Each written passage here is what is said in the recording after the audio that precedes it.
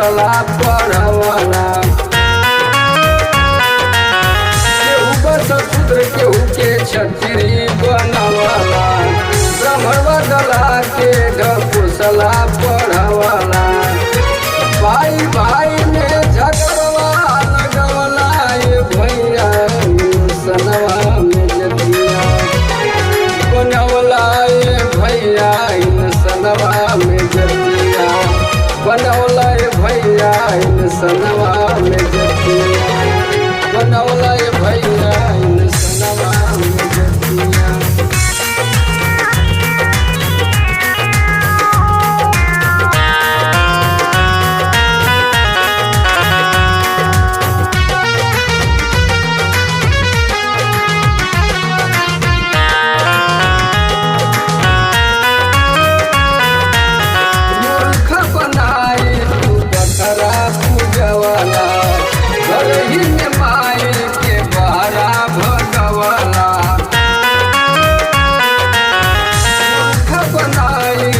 पथरा पूजवला गरही में माई के बहरा भगवला।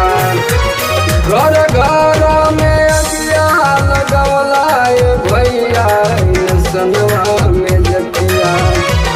घर घर में अगिया लगवला ये भैया सनवा में जतिया बनवला ये भैया सनवा में जतिया बनवला ये भैया सनवा में जतिया।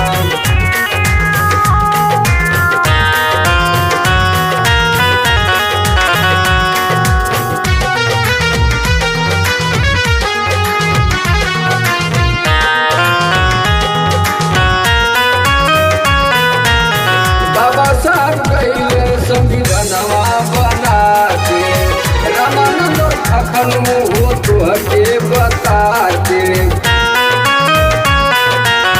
बाबा साहब कइले संविधानवा बना के रामानंद अखन हो तुहके बता के।